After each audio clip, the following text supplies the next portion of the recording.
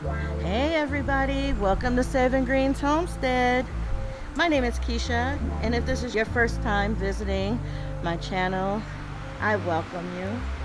I live in the high desert of Southern California, and today I am going to be working on trimming back my container trees. Now I've already done all my big major in-ground trees, but my container trees, I need to get them trimmed back and pruned because they are starting to sprout, and so I need to get them trimmed up. And in the process of me trimming these trees, then I am going to take the cuttings and propagate them to make more trees that hopefully I can give away or sell in the future. So that's what I'm going to be working on today, and I figured I'd turn on my camera and let you in on that. Now I'm not going to show you exactly or explain to you exactly how I'm doing it because I'm not a professional, you guys. I don't, that's why I don't claim to do how-to videos. All I do is I experiment a lot with things. I watch a lot of YouTube myself to figure stuff out. There's plenty of videos out there that you can watch that will show and explain how to prune your trees. I'm just not that, I don't feel like I'm that much of an expert yet at it. I'm still fumbling my way through. There are some obvious things that I do know that I can point out when I get to it and show you.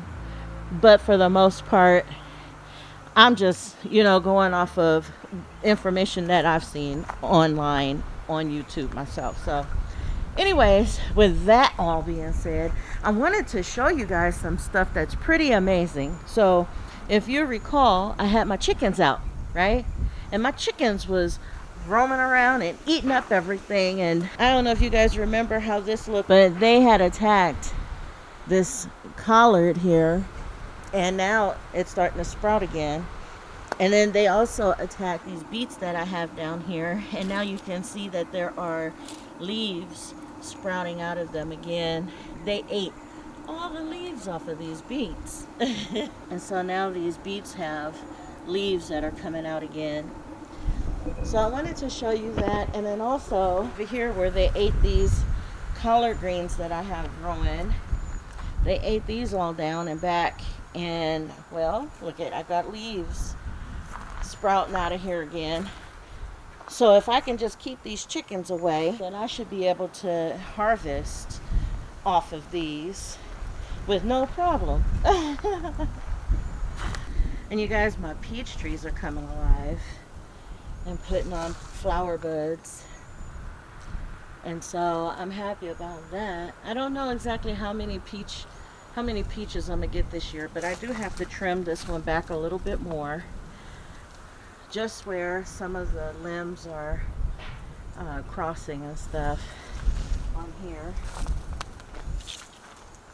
And this one is coming to life as well. And so I'm not going to do too much more trimming off of him. I'm just going to make these long limbs a little shorter, that's all. But I had to do a real hard cut back on these trees because they were just getting so big, and all the fruit that they were producing, if you remember, the branches broke because they were so heavy and loaded with fruit. So I'm going to try and be a little more tree wise this year, and I might not get as much fruit because of how far back I cut these trees, but I'll thin out some of the fruit this year. So anyways, you guys, I am going to go ahead and get started. There's a storm coming in, so I wanted to just point out a few things before I get these all clipped up and show you the end results. And I decided to use my cell phone because I don't know when the clouds are going to open up and start dropping rain on me, so I didn't want to get my other camera equipment wet. But I just wanted to point a few things out. Now, like I said before, I am not an expert, you guys. And so the things that I'm going to be pointing out to you right now, it's just things that make sense and that are obvious. They're easy cuts when you're pruning your fruit trees. But for instance, like this one right here. So this tree is a grafted tree. I have there's four different grafts that was on this tree when I bought it. And so you can see where they labeled everything, where they grafted everything. So this part of the trunk here is what they grafted onto. And it's usually not a very good, great tasting fruit, because it's selected for other great growing advantages, but not necessarily for its fruit and taste. That's why they put the better tasting fruit and graft it onto the trunk of something that maybe it's more disease resistant, or maybe it grows faster or doesn't grow as large and stays a dwarf because of it. But anyways, if you look down here, these branches that are growing out from the bottom here, which means they're coming from this, which is not a desired thing. So I will be cutting those off. And then also here, I have 3 main stems that are coming off of my fig tree here. So this 4th one here that's hanging over, I'm gonna take this one off. But also I'm gonna save this one, and I'm gonna cut it into smaller workable cuttings, and I am going to propagate a new fig tree from this. But other things that are more obvious is like this one. I might leave this one, but these little flimsier ones I'm gonna take off.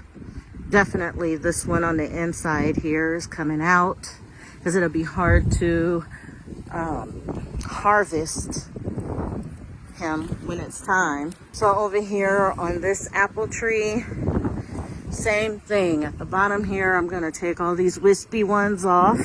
Now this is not a grafted tree, I don't think. It might be grafted, and they just put the Arkansas black on top. It might be grafted, but I don't need these spindly little branches down here. And then also this branch that's going straight up, these right here, I'm gonna take that one off.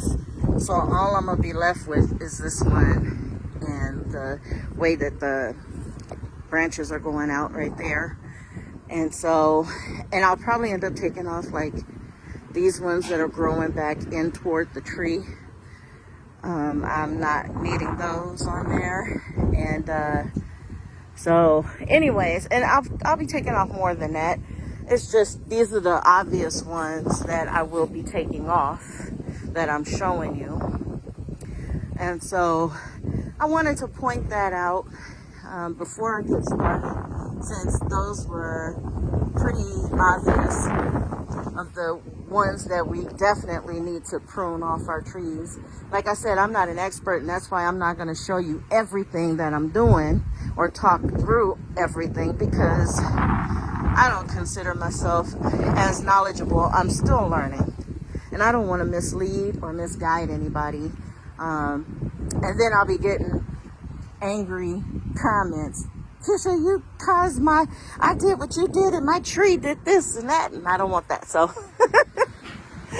anyways, you guys, I'm gonna get off of here so I can beat the storm that's blowing in and get this done, and I will show you what the end result will look like. Okay, you guys, so the rain is really starting to come down right now. But I got all the cuts that I wanted to do on these trees, and with the extra branches that are left, I am going to try and propagate that one that was coming off of, that tall one that was coming off of here. I won't, even though it has roots on it and it could still grow, I'm not, because that's off of that stock that most likely is less desirable. So I'm not going to reuse that, but I pretty much got everything cut the way that I want it for right now. And as I learn and grow in the knowledge of this, then I'll share more every year with you. So you guys, I'm gonna run inside because it is cold and it's raining on me right now. And I will see you in the next video. And as always, God bless. Look at that guy over there. He's always out here with me. He's never too far, but he's over here sniffing around. Hey, Sonny. Hey, kitty. Oh, he can't be distracted or disturbed now. But anytime I try and walk, he wants to trip me. Hey.